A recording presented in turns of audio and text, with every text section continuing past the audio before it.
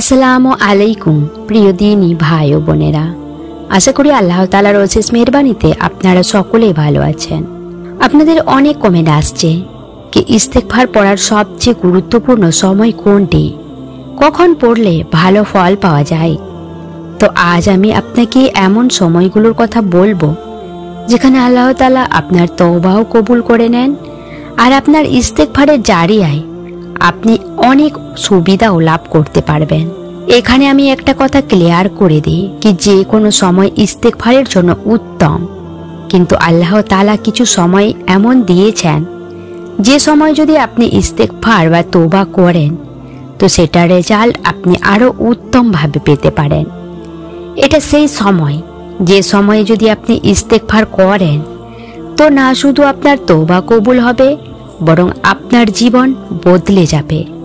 ইস্তেগফার শুধু তওবা কবুল করানোর জন্য নয় বা এই জন্য নয় কি আপনার মনে আল্লাহর খেয়াল আছে বলে আপনি ইস্তেগফার পড়েন, বরং যদি আপনার মনে আল্লাহ তাআলার জন্য ভালোবাসা রয়েছে আর আপনি আল্লাহর ভালোবাসাকে জিততে চান, আল্লাহ তাআলা সবচেয়ে সফল আর সবচেয়ে সৌভাগ্যবান বান্দাদের মতো শামিল হতে চান, তো মনে রাখবেন সেটার সবচেয়ে উত্তম রাস্তা ইস্তেগফার দিয়ে শুরু হয়। যদি আপনার জীবনে আপনার রুহতে আপনার সম্পর্কে সমস্যা বেড়ে গেছে, আপনার জীবনে কষ্ট বেড়ে গেছে, তো আপনি এই সকল সমস্যা থেকে বের হবার জন্য ইস্তেগফারের মাধ্যমে আপনার জীবনকে পাল্টানোর আমল শুরু করে নিন। আর আমরা সবাই জানি কি আল্লাহ তাআলা ততক্ষণ কোনো মানুষের অবস্থার পরিবর্তন করেন না যতক্ষণ না সেই মানুষ নিজের অবস্থার পরিবর্তন করার জন্য চেষ্টা করে, নিজে আল্লাহর কাছে দোয়া না করে কি এ আল্লাহ আমার অবস্থার পরিবর্তন করে দিন। অর্থাৎ সেই মানুষকে অদেখা করা হয় যারা ইস্তেগফার করে না আর নিজের অবস্থাকে বদলানোর চেষ্টা করে না, নিজের কিসমতকে বদলানোর চেষ্টা না করে। তো চলুন জেনে নিই ইস্তেগফার পড়ার সবচেয়ে উত্তম সময় কোনটি। যখন আপনার ইস্তেগফার অবশ্যই আর জলদি কবুল হয়, তো সবার প্রথম উত্তম সময় ইস্তেগফার করার হলো যখন আপনি ফজরের নামাজ পড়ে নেন। নামাজের শেষে আপনি ইস্তেগফার পড়ুন, যত বেশি পড়তে পারবেন ততই ভালো। কমসে কম 100 বার হলেও পড়বেন আর মনোযোগ দিয়ে আল্লাহকে খেয়াল করে পড়বেন। ইয়াকিন করুন ফজরের নামাজের শেষে আপনার পড়া ইস্তেগফার সোজা আল্লাহর আরশ পর্যন্ত পৌঁছে যায় আর জলদি আপনার দোয়া কবুল হয়। আর এখানে সেই মানুষ যাদের ইস্তেগফারের গুরুত্ব ও মহত্বের আন্দাজও নেই, তারা এটা জেনে নিন কি যদি আপনার জীবনে যে কোনো সমস্যা চলছে, তাতে সেটা নিঃসন্তানের, বেরোজগার, তাতে সে কোনো সম্পর্কের বাধা, বা যদি আপনার ঘরে বরকতের সমস্যা রয়েছে, বা যদি কোনো কারণে ডিপ্রেশনে রয়েছেন, বা যে কোনো সমস্যায় থাক না কেন, ইস্তেগফার এসবের সবচেয়ে উত্তম আমল। এক উত্তম ইস্তেগফার যা আমার সবচেয়ে পছন্দের ইস্তেগফার সেটা হলো আস্তাগফিরুল্লাহি লা ইলাহা ইল্লা হুয়াল হাইয়ুল কাইয়ুম ওয়া আতুবু ইলাইহি। এই ইস্তেগফার আপনি আপনার ফজরের নামাজের শেষে 3 বার করে পড়ে নেবেন। আর যদি আপনি এই ইস্তেগফার পড়তে না পারেন, তো যদি আপনি শুধু আস্তাগফিরুল্লাহ পড়তে চান, সেটাও অনেক ফজিলত রয়েছে। আপনি এই ইস্তেগফার 100 বার পড়ে নিন, ইনশাআল্লাহ আপনার সমস্ত গুনাহ মাফ হয়ে যাবে। দ্বিতীয় সময় যখন আপনি ইস্তেগফারের আমল করলে ভালো রেজাল্ট পাবেন, সেই উত্তম সময় হলো ওযু করার পর। হ্যাঁ, হয়তো আপনাদের অনেকেই এটা জানেন না কি ওযুর পরে ইস্তেগফার করা অনেক বেশি সুবিধাজনক একটি আমল। এখানে আমি একটি কথা বলে দিই কি ওযুও একটি ইবাদত।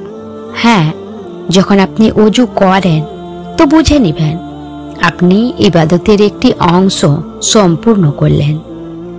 আর তারপর যদি আপনি ইস্তেগফার করেন, আপনি 100 বার করতে পারেন বা তারও বেশি পড়তে পারেন। আর এটা আপনি যে কোনো সময় করতে পারেন। আর এসবের পেছনে এক অনেক উত্তম লজিক লুকিয়ে রয়েছে।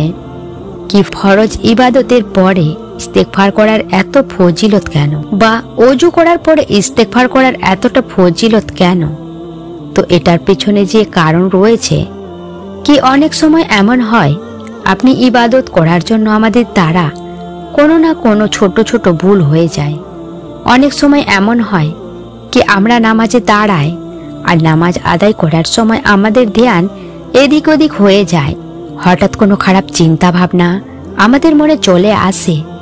তো এই যে আমাদের ছোট ছোট ভুল বা কমে রয়ে যায়, আমাদের ফরজ ইবাদতে এই জিনিসকে শেষ করার জন্য ইস্তেগফার গুরুত্বপূর্ণ।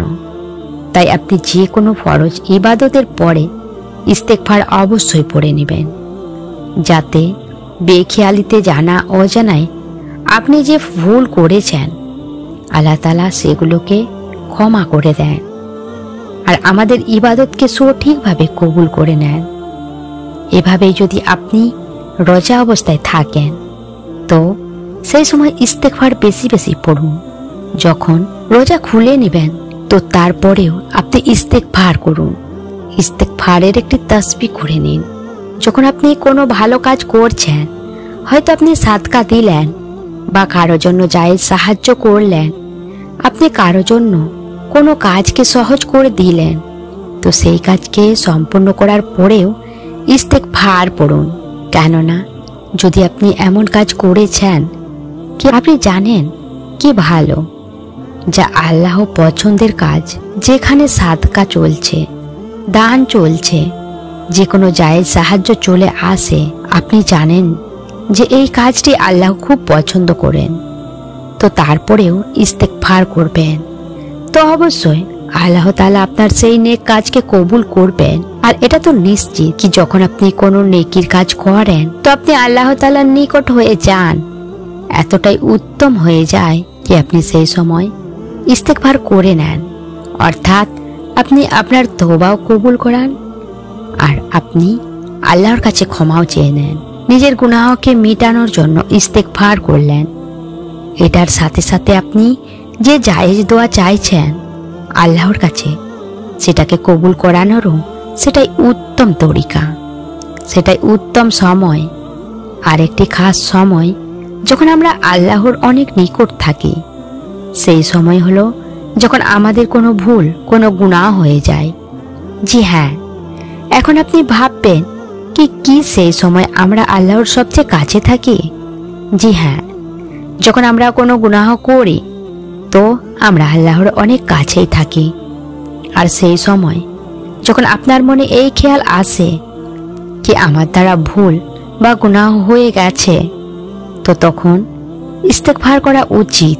গুনাহ করার সময় যে লজ্জাবোধ আপনার অনুভব হয় তো সেটা আল্লাহর তরফ থেকে হয়, আর আল্লাহর বার্তা আপনার পর্যন্ত পৌঁছায় কি আমার বান্দা, আমার কাছে তওবা করে নাও, আমি তোমাকে সময় দিচ্ছি, আমি তোমাকে এই কথার অনুভব দিচ্ছি কি আমার কাছে ইস্তেগফার করে নাও, আমি তোমার ইস্তেগফার কবুল করব, আমি তোমার তওবা কবুল করব।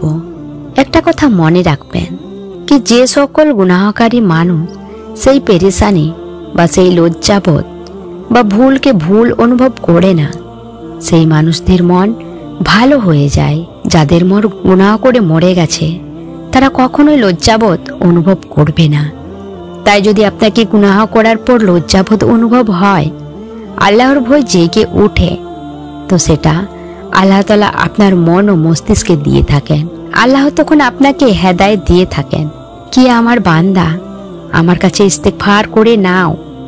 যখনই আপনাকে গুনাহ করার পর ইস্তেগফার করার খেয়াল আসে তো এটা মনে রাখবেন কি আপনার রব আপনাকে ইস্তেগফার করাতে চান, আর জলদি ইস্তেগফার করে নিন, তওবা করে নিন।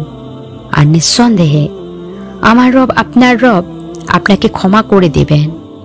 আর এটা কখনোই করবেন না কি অন্য কারো গুনাহকে আপনি কারো সাথে আলোচনা করছেন, অর্থাৎ গীবত করছেন।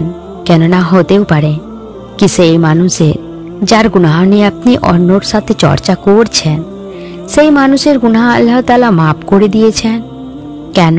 এই গীবত একটি অনেক বড় গুনাহ, কি আপনি কারো গুনাহর ব্যাপারে কারো সাথে চর্চা করছেন, আর যদি সেই মানুষ তার গুনাহের জন্য আল্লাহর কাছে আগেই তওবা করে নিয়েছে, আর হয়তো আল্লাহ তাকে ক্ষমাও করে দিয়েছেন, আর তবুও আপনি তাকে দুনিয়ার কাছে প্রচার করার চেষ্টা করছেন, গীবত করছেন, মানুষকে বলে ঘুরছেন কি সে এটা করেছে, সে এটা করেছে, মনে রাখবেন তখন আপনি অনেক বড় গুনাহগার হয়ে যান।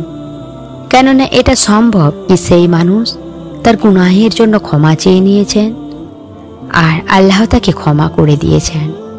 তাই পরচর্চা থেকে দূরে থাকুন।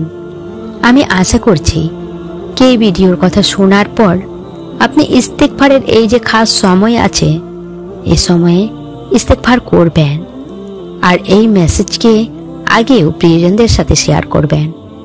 মনে রাখবেন ইস্তেগফার শুধু জিকির নয়, বরং একটি খাস আমল যেটা মানুষের জীবন বদলে দিয়েছে।